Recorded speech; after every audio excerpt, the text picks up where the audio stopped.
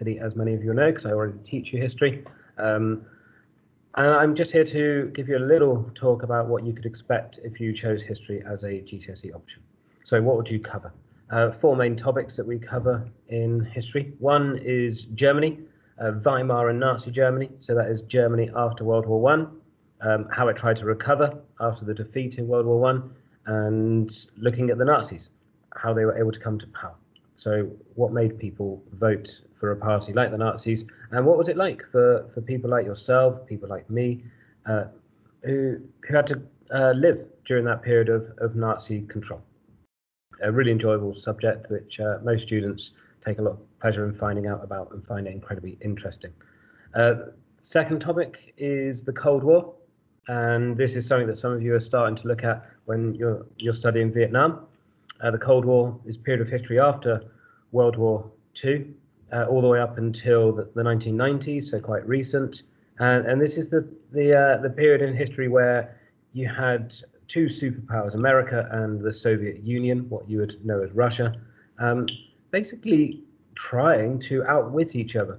You know, you would have heard of the space race, but they also on the sports field were trying to compete against each other and try and suggest that their way of living was the best. You know, really, really fascinating. Many kind of, the legacy, many aspects of the Cold War has continued until the current day. We see the Russians getting involved in American elections. We see people in this country being poisoned by Russian spies. You know, this is all relevant stuff which is going on. So a great topic, especially if you really enjoy politics. One for you. We then look at Elizabeth I of this country, so Henry VIII's second daughter, and we look at her reign from the very beginning, 1558, when she became queen. She followed on from her sister, Bloody Mary, and to have a woman as a queen was incredibly unusual at this time. Women didn't have much of a role in society, weren't respected, weren't seen as intelligent enough or physically strong enough to do a job like being a monarch.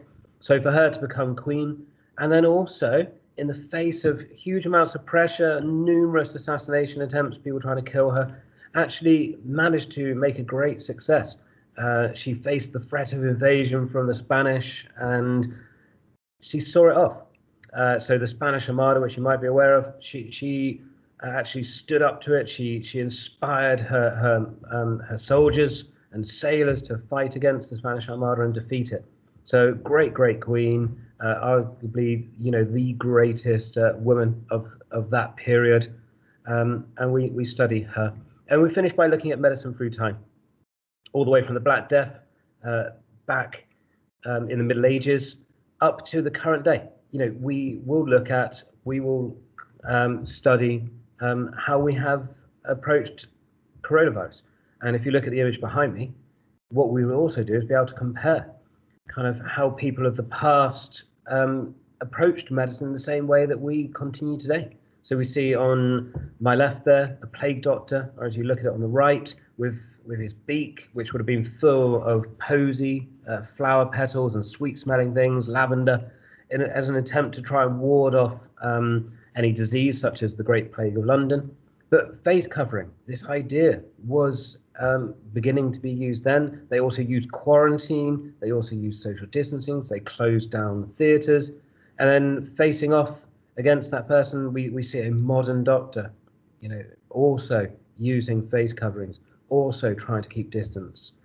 There's so many similarities in the way in which people of the past approach medicine to how we do. But there's also huge amounts of difference.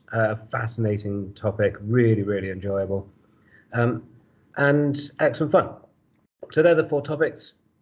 If you think it sounds good, then please drop me a line, drop Mr. Hopwood a line, and we'll answer any questions you might have. All the best. Bye.